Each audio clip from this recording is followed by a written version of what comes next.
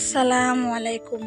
দেশ এবং দেশের বাহিরে যে যেখান থেকে আমার এই রেসিপিটি দেখছেন সবাইকে শতরূপার রান্নাঘরে আরও একবার স্বাগতম জানাচ্ছি। ভিউয়ার্স, আজ আমি আপনাদের জন্য একটি স্পেশাল আইসক্রিম রেসিপি নিয়ে চলে এসেছি। এই রেসিপিটি খুবই সহজভাবে ঘরেই তৈরি করে এই গরমে খেতে পারেন। আমিও এই রেসিপিটি প্রায় সময় তৈরি করে ঘরে আইসক্রিম বানিয়ে খাই। তো মূল রেসিপিতে যাওয়ার আগে আপনাদের কাছে ছোট্ট একটি রিকোয়েস্ট রইল, যারা এখনও শতরূপার রান্নাঘর চ্যানেলটি সাবস্ক্রাইব করেননি তারা প্লিজ একটু কষ্ট করে চ্যানেলটি সাবস্ক্রাইব করে নিন, কারণ আপনাদের একটি লাইক, কমেন্ট ও সাবস্ক্রাইব আমার জন্য অনেক বেশি মূল্যবান। আপনাদের সাপোর্ট এবং ভালোবাসা না পেলে, সঙ্গে আল্লাহর রহমত না থাকলে আমি কখনোই এগিয়ে যেতে পারবো না। তো মূল রেসিপিটির সঙ্গেই থাকুন, দেখতে থাকুন এই সহজ কাস্টার্ড ভ্যানিলা আইসক্রিম রেসিপিটি। Let's go.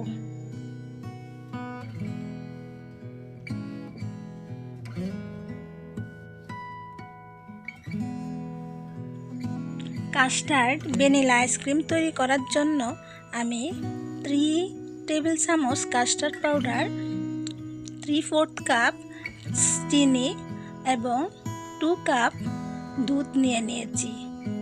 সঙ্গে সামান্য একটু অরেঞ্জ ফুড কালার মিশিয়ে চুলায় সামান্য আঁচে আমি এটাকে ভালোভাবে নেড়ে চেড়ে রান্না করে নিচ্ছি। খেয়াল রাখতে হবে যেন দলা পেকে না আসে।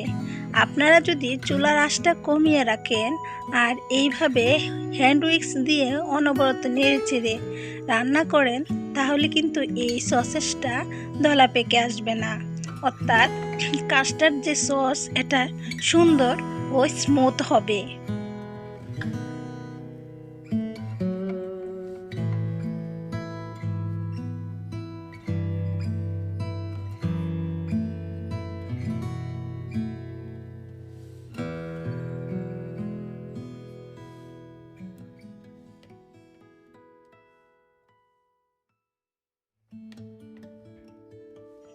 একটি বাটিতে এটাকে ঢেলে নিয়ে ঠান্ডা করে কয়েক মিনিটের জন্য ফ্রিজে রেখে দিয়েছি, পুরোপুরি ঠান্ডা হওয়ার জন্য। তারপর একটি স্টিলের বাটি নিয়ে নিয়েছি। এখানে heavy cream topics mix powder 1 packet নিয়ে নিয়েছি। তারপর 3 টেবিল চামচ চিনি ও সামান্য একটু দুধ অ্যাড করে আমি এটাকে ভালোভাবে নেড়ে চেড়ে চিনিটা গলিয়ে নিয়েছি।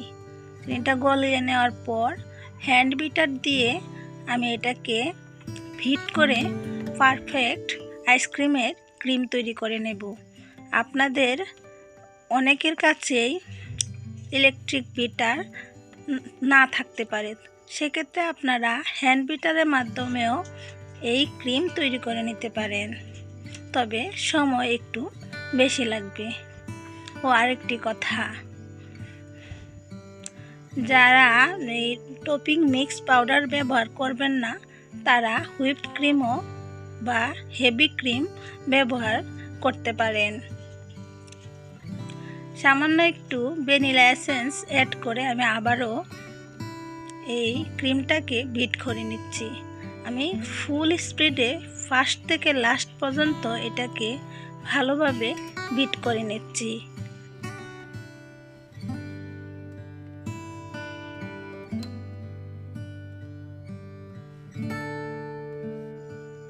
পারফেক্টভাবে আইসক্রিমের ক্রিম তৈরি করে নিয়েছি।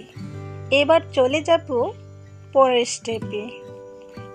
ঠান্ডা হতে দেওয়া কাস্টার্ড পাউডারের সেই সসেসটাকে আমি এখন ভালোভাবে বিট করে নেব। ফার্স্ট থেকে লাস্ট পর্যন্ত এটাকে ভালোভাবে বিট করে নিতে হবে।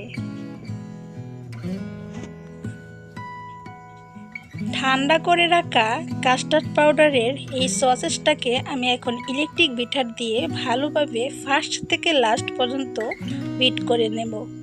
যেন কোনো দলা পেকে না থাকে। ভালোভাবে বিট করে নেওয়ার পর আমি হুইপড ক্রিমের এই যে আইসক্রিমের ক্রিমটা তৈরি করেছি সেই ক্রিমটাকে আমি এটার সঙ্গে অ্যাড করে দিচ্ছি।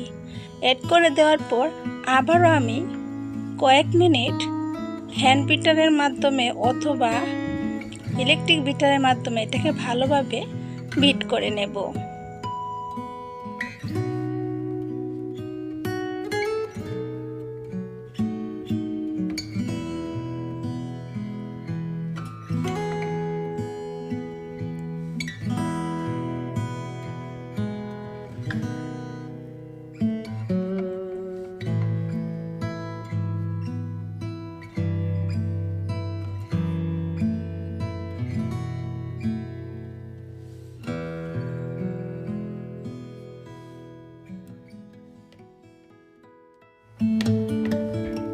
ইলেকট্রিক বিটার দিয়ে আমি কয়েক মিনিট এই আইসক্রিমের ব্যাটারটিকে ভালোভাবে বিট করে নিয়েছি।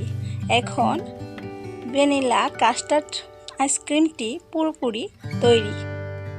এখন আমি এটাকে ফ্রোজেন করে রাখবো সারা রাত পর্যন্ত। তাই আমি একটি আইসক্রিমের বক্স নিয়ে নিয়েছি। ওই বক্সে আমি এই আইসক্রিমের ব্যাটারটি ঢেলে দিচ্ছি এবং সারা রাত্রের জন্য ফ্রিজে রেখে দিব। তবে একটি কথা, আমি পুরোপুরি বরফযুক্ত আইসক্রিম খেতে পারি না।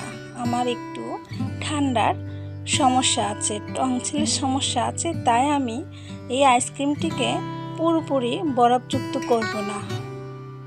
আমি হালকা বরফ হতে আইসক্রিমটিকে নামিয়ে আপনাদের দেখাবো। উপরে একটি প্লাস্টিকের পেপার বিছিয়ে দিয়েছি যেন ভেতরে বরফ ভালোভাবে জমতে না পারে। যেহেতু আমার একটু প্রবলেম আছে তাই আমি আইসক্রিমটাকে একটু নরম অবস্থায় নামিয়ে নেব। কয়েক ঘন্টা পর আমি আইসক্রিমটিকে নামিয়ে নিলাম। এই দেখুন কতটা সুন্দর হয়েছে আমার এই আইসক্রিম। আমি এরকম আইসক্রিম খেতে খুব পছন্দ করি। এই আইসক্রিমের টেস্টটাও কেনা আইসক্রিমের চেয়ে কোনো অংশে কম হয়নি। একেবারে দারুণ মজার একটি আইসক্রিম হয়েছে। আশা করছি আমার এই রেসিপিটি আপনাদের খুবই ভালো লেগেছে। তো আর কথা বাড়াতে চাচ্ছি না, বিদায় নিচ্ছি আজকের জন্য। সবাই ভালো থাকুন। আল্লাহ হাফেজ।